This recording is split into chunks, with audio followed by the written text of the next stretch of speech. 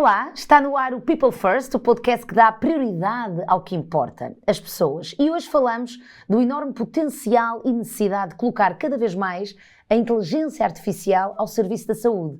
Desde algoritmos que podem detectar doenças graves através de imagens médicas com precisão, até assistentes virtuais que podem fornecer aconselhamentos de saúde, a inteligência artificial é a ferramenta do presente e do futuro para dar apoio no diagnóstico e pesquisa, assim como também facilitar o dia-a-dia dos profissionais. Como diz a Uphill Health, uma empresa especializada no desenvolvimento de soluções digitais para a saúde digital vem equilibrar os sistemas de saúde. À medida que os profissionais de saúde utilizam a tecnologia para realizar tarefas, tornam-se mais disponíveis para ouvir, pensar e tratar os seus pacientes. Passam de executores a decisores e gestores e estão focados naquilo que realmente importa, que são os pacientes.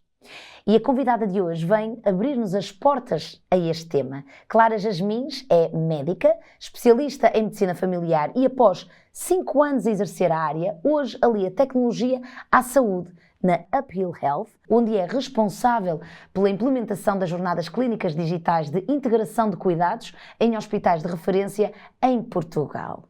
Minha querida Clara, bem-vinda ao People First, que não estamos sozinhas. É verdade. Sim. Estás grávida. É verdade. Quantos meses? Bem, são 32 semanas, são mais ou menos 7 meses e meio, quase ali a passar aos 8. Está quase. Quase. Olha, quase. Tu realmente és uma pessoa que adoras o que fazes, exerceste durante 5 anos a medicina como médica familiar, de medicina familiar, mas sentiste um chamamento, em determinada altura da tua vida, para aliar tecnologia à saúde. É verdade. Pois, e porquê? Porquê que sentiste esta necessidade? Não deixando de ser médica, não é? Mas sentiste esta necessidade agora de olhar para este lado, para otimizar melhor o estilo de vida e a gestão de tempo dos profissionais de saúde? Olha, para já, porque eu sempre quis ser médica e nunca sonhei a medicina de uma forma diferente do que aquela convencional, que todos os miúdos sonham um dia, poder ser um médico que faz consulta ou que está num hospital, num centro de saúde, onde seja. Mas a verdade é que houve uma conjuntura que se formou, e entre elas também a pandemia, que além de termos cada vez mais pressão sobre o sistema e que ainda se agravou mais quando se sentiu a pandemia do Covid, tudo aquilo que eu sentia e que entregava diariamente com os doentes, porque sempre adorei fazer consulta, todo este contacto com os doentes era algo que sempre me satisfez muito, comecei a ficar com a sensação de que cada vez dava mais de mim e aumentas o volume e dás mais horas, mas nunca é suficiente. E o nunca ser suficiente é frustrante, chega a um ponto em que tu percebes, epá, eu não consigo dar mais porque não é possível, eu tenho que agora tentar fazer diferente. E pronto, e depois na verdade os astros alinham-se, não é? Porque há sempre aqui um momento que se aproveita em que sei depois que existe uma empresa de software em saúde que está a tentar implementar mudança naquilo que são os cuidados de saúde que conhecemos ao dia de hoje, porque aquilo que eu sentia não era só um problema da Clara, não é? É um problema que se sente no país, na Europa, portanto claramente não era só eu que sentia isto, mas havia ali uma oportunidade de fazer diferente e foi isso que senti. Eu tenho que fazer parte dessa mudança, porque aqui eu não vou conseguir entregar mais, ou somente aqui não vou conseguir entregar mais de mim. Sim, e é preciso mudar porque os recursos são finitos, ou seja, o sistema de saúde está sob uma enorme pressão. Sim, sim. E é verdade, porque o envelhecimento é algo que está presente e há um aumento cada vez maior de doenças crónicas. E, portanto, como é que nós vamos dar vazão a tudo isto? Precisamos de ajuda, precisamos de novas ferramentas. Sim, completamente. Imagina, quando eu entrei para o internato, neste caso Medicina Geral e Familiar, isto ainda em 2017, estimava-se que a população estaria toda abrangida com médicos de família em 2020, até ia haver médicos de família a mais. E isso não se tem verificado ao longo do tempo, e aquilo que acontece é a população vai vivendo cada vez mais, e ainda bem, não é? Isto reflete também aquilo que são a qualidade dos serviços de saúde também no nosso país. Só que as pessoas não vivem mais tempo necessariamente sem doença, elas vivem mais tempo porque se têm que adaptar à doença crónica, e então muitas das vezes tudo isto traz mais necessidade de acesso a cuidados de saúde, tem mais necessidade de estar a consumir recursos, E lá está, era como estavas a dizer, os recursos são finitos e fazer melhor com aquilo com os recursos que temos é aquilo que temos que fazer, não necessariamente mais, mas melhor. E isto é difícil porque implica mudar e pronto, mudar todos sabemos que custa a todos. Mas que é possível, e tu falas aqui de outra questão, que é, e os médicos também precisam de ter mais tempo, porque a demanda é muita, a procura é muita, e os médicos têm que ter mais tempo para aquilo que realmente importa, que é tempo para estar com as pessoas. Sim. Portanto, na verdade, o que tu vens fazer, aliando a saúde à tecnologia, é proporcionar mais tempo aos médicos e a todos os profissionais de saúde para poderem prestar mais atenção ao paciente, e é aí que surge este fantástico projeto, esta empresa que é a Uphill Health. Então, na verdade, o que é que vocês fazem para melhorar aqui a qualidade de vida dos pacientes e dos médicos? No fundo, aquilo que nós tentamos fazer são jornadas digitais, ou seja, nós percebemos qual é que é a realidade que existe no terreno. Nós percebemos qual é que é o caminho que o doente passa ao longo de todo o seu processo, ou seja, o doente não vai só ao médico de família, o doente não vai só a um médico no hospital, o doente não está só no serviço de urgência. O caminho do doente é a passagem por vários contextos que pode acontecer por algum motivo, ou porque o doente descompensou, mas nós sabemos que quando ele chega àquele contexto tem algo a fazer. E essas coisas que acontecem nesses contextos são de alguma forma previsíveis, ou seja, tu sabes quando um doente vai a uma consulta, vai ser visto por um médico, o médico vai fazer uma série de perguntas, vai observar o doente, vai estabelecer um diagnóstico ou pelo menos priorizar aquilo que são os problemas do doente e estabelecer um plano. Tudo isto, apesar de, obviamente, haver pormenores em cada um destes detalhes, é esta a estrutura e nós conhecemos esta estrutura. Isto é aquilo que o médico também aprende na sua base. Uhum. Portanto, tu tornas algo mais previsível, ainda que possa ser sempre ajustável a cada doente. Tu tentas acelerar o processo de, ok, então se este doente entrou aqui nesta consulta, provavelmente vai necessitar de um agendamento de outro exame X, ou vai necessitar da terapêutica Y. E começas a adiantar algumas peças ao médico para que ele não tenha que ir manualmente fazer todos estes cliques e todas estas tarefas, porque, quer dizer, às vezes o sistema falha em tantos pontos que o médico tem que, o clássico da consulta é o médico está na consulta, transcreve os exames e está sempre a olhar para o computador enquanto o doente está ali à espera porque trouxe um relatório em papel, depois quer imprimir um papel porque precisa de dar ao doente, mas é a impressora que não funciona e estás a agitar o tinteiro e põe...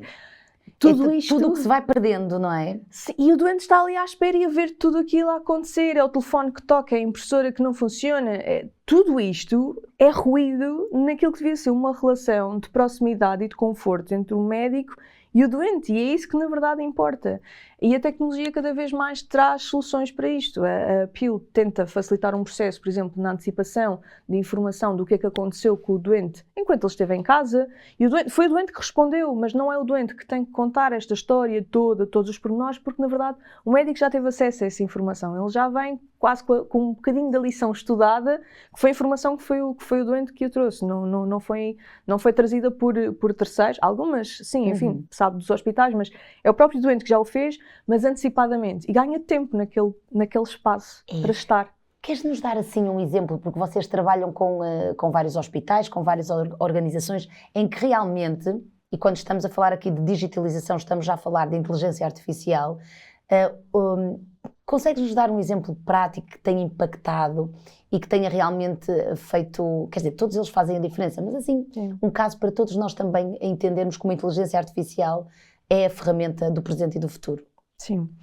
Nós temos vários projetos em que isto acontece, mas houve um que foi muito premente e que, enfim, é público e trouxe muita noção de a forma como a tecnologia depois pode aliar não só a proximidade entre as pessoas, mas também, pessoas, digo, doente-médico, mas também entre colegas, que foi, este episódio passa-se no litoral alentejano, em que pronto, nós temos um hospital, não é? Neste caso em Santiago do Cacém, e tens 5 centros de saúde à volta, mas que estão dispersos por uma área geográfica que é muito grande. Só para termos uma noção, há um centro de saúde que fica a 100 km do hospital.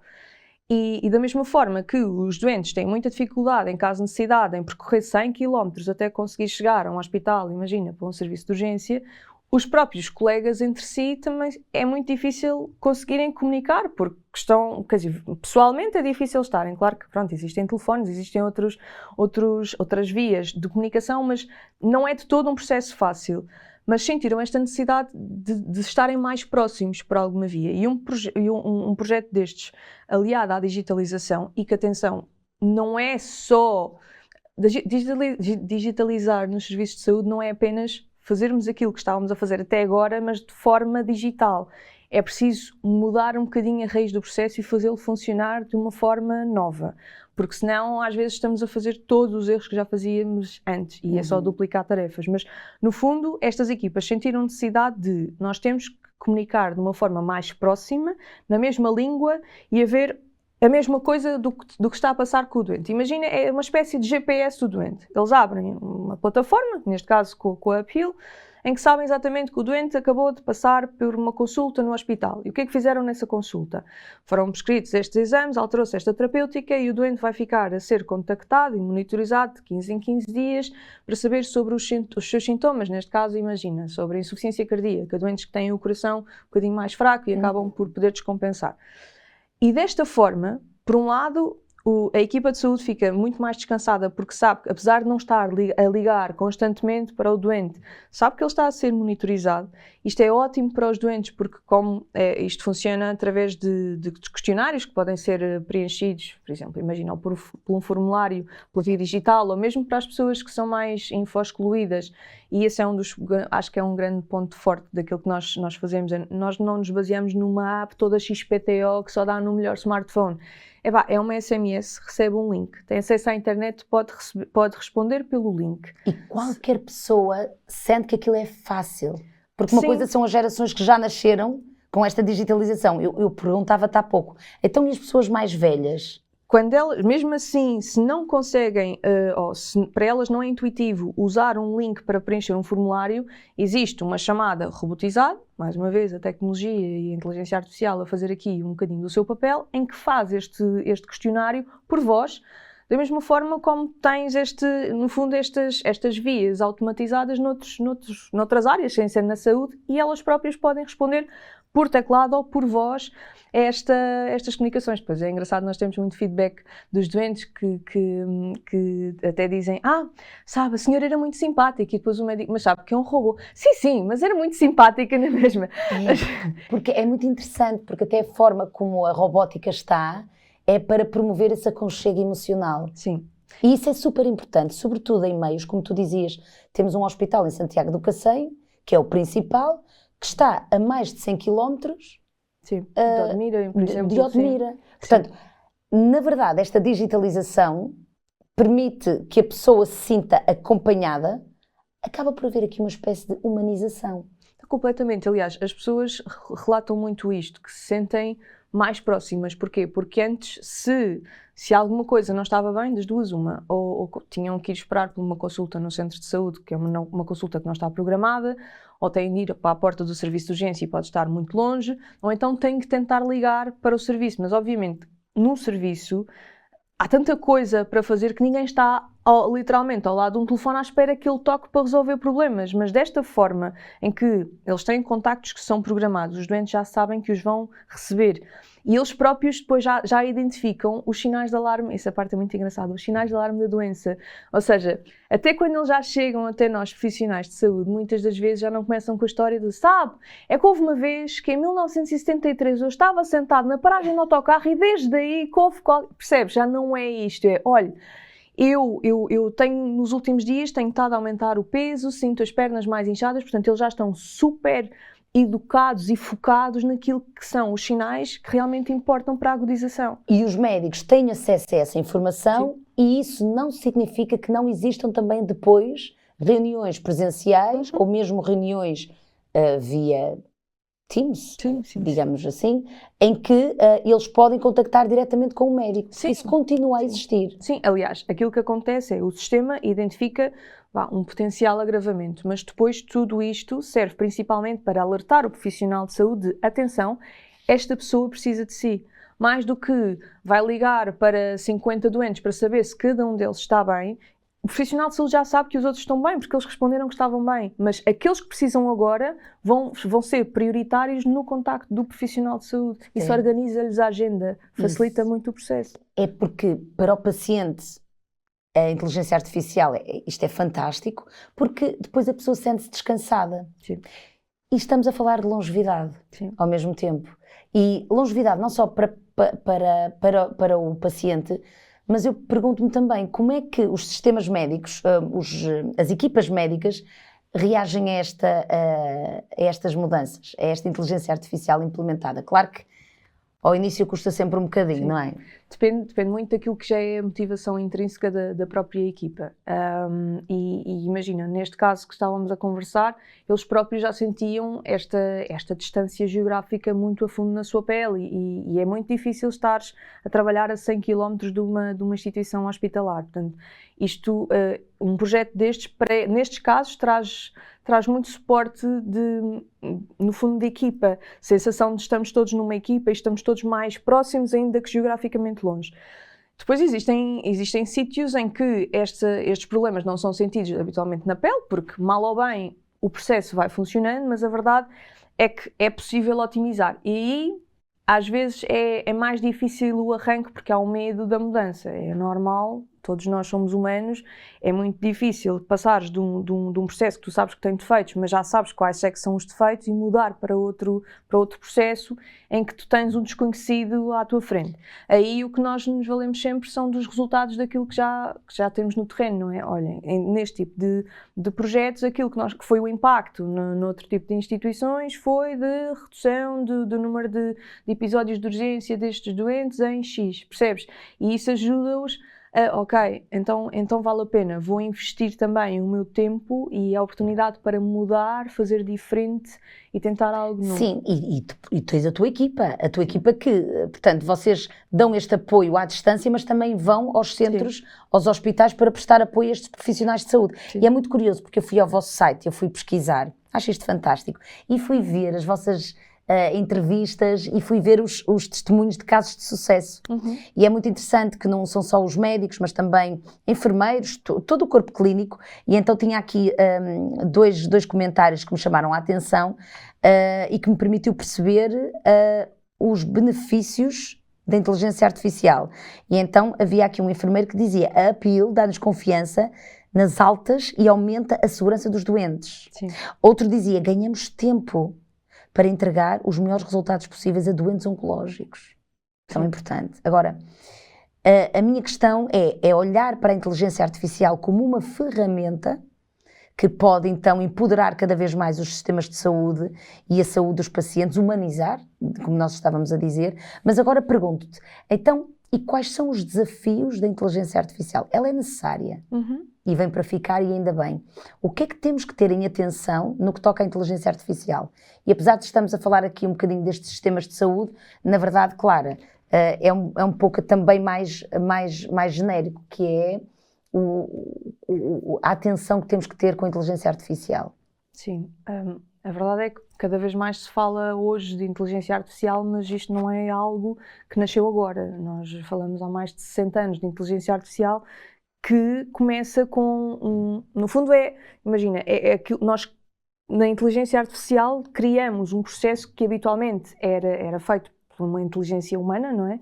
Portanto, incluímos processos de decisão que é automático numa máquina. No fundo, educamos uma máquina a fazer isto. E isto pode-se fazer de várias formas. No início, começámos com fluxogramas, em que é programado que a máquina vai tomar uma decisão A ou B mediante um caminho que está preconizado, até ao desenvolvimento mais recente destas coisas de machine learning, deep learning, o ChatGPT, tudo isto que agora ouvimos cada vez mais falar.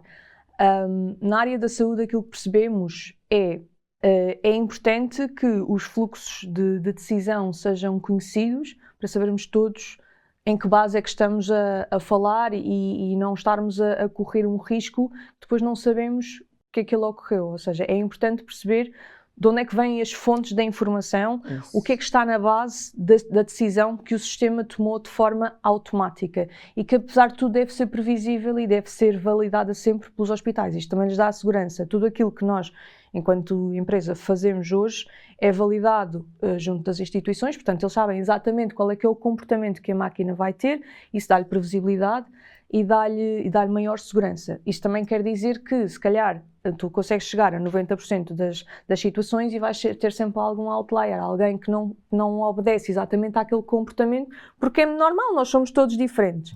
Mas, com o processo evolutivo, provavelmente nós não vamos conseguir fugir, e ainda bem, porque acho que a evolução faz sentido de mecanismos que são mais complexos, deste machine learning, desta aprendizagem automatizada da própria máquina, mas que no fundo acontece por processos repetitivos, ou seja, uma máquina hoje em dia, e existem vários sistemas de inteligência artificial hoje na área da saúde muito dedicados a isto, por exemplo, na radiologia, a leitura de raio-x, imagens, até mesmo eletrocardiogramas, a primeira avaliação, o primeiro relatório desta imagem já é uma máquina que o consegue traduzir. Porquê? Porque obedece a padrões. A máquina aprende com os padrões que vê. Portanto, vê muitas vezes um determinado padrão que alguém ensinou, quando vires este padrão assim, um assado, é isto, e a máquina aprende e diz. Mas depois, no final, é importante que seja validado por um humano, porque isso traz-te esta camada de verificação, mas já acelerou muito este processo. 75% ou 80% do processo de avaliação já foi feito, e isso não é necessariamente desumanizar aquilo que é também a medicina, é acelerar e ajudar os profissionais de saúde a tornarem-se mais eficientes no processo que têm de ter. E em vez de, lá está, como estavas a dizer no início, em vez de estarem a executar toda a tarefa, passam mais a validar aquilo que já foi feito. Nós estávamos há pouco a falar, e antes de terminarmos, eu estava a falar de um livro, eu não o li ainda, é o Deep Medicine, do Eric Topol, e ele diz uma coisa fantástica na capa do livro, que é: a inteligência artificial deve ser usada para tornar a medicina de novo humana. Sim, é dar-lhes tempo, porque nós passamos muito tempo a fazer registros, nós enquanto médicos, e os registros são muito importantes, porque é aquilo que depois te dá o contexto e a história quando vês o doente nos novos episódios. Portanto, é importante ter bons registros feitos, mas o registro não deve se sobrepor a quem está do outro lado, porque a outra pessoa, para já, está num momento de fragilidade. Qualquer pessoa que vai a uma consulta está, pronto, é sobre a sua saúde, está num momento mais frágil e precisa de alguém, precisa de sentir empatia, toda esta emoção que existe neste momento mais solene da avaliação, e que é para isso que as pessoas vêm e querem se sentir compreendidas. Se a tua atenção está exclusivamente no registro, há esta desconexão. Portanto, é importante que, ok, a máquina e todo este processo de digitalização pode cumprir esta tarefa que é importante, que é mais do que válida, mas o tempo do médico fica para quem importa, para quem está à frente para ouvir e para estar. Esta coisa do ouvir e do estar é muito importante, não só na saúde como em todo lado, mas também aqui. A digitalização vem promover a longevidade do paciente, mas do médico também. Sim. Portanto, olha, foi muito bom tu teres dado essa volta na tua vida, que continuas a exercer medicina. Sim. Na verdade, continuas a exercer medicina, mas agora num projeto muito maior que permite otimizar os sistemas e promover o bem-estar dos teus colegas de trabalho. Sim. Clara, muito bem, muitos parabéns. Obrigada. Olha, muito obrigada por estares aqui connosco e que tenhas, como é que se costuma dizer, uma hora muito pequenina. Obrigada. Obrigada, Clara. Obrigada também a vocês que nos acompanham e já sabes, podes encontrar todos os episódios de todas as temporadas People First nas plataformas habituais, YouTube, Spotify, SoundCloud e Apple Podcasts. Contamos contigo no próximo episódio e até lá, cuida de ti e das tuas pessoas, porque isso é dar prioridade ao que realmente importa. Este é um podcast Fidelidade Studio. Um espaço onde damos voz à vontade de pensar a sociedade e o mundo. Ouve este e outros podcasts em fidelidadestudio.pt.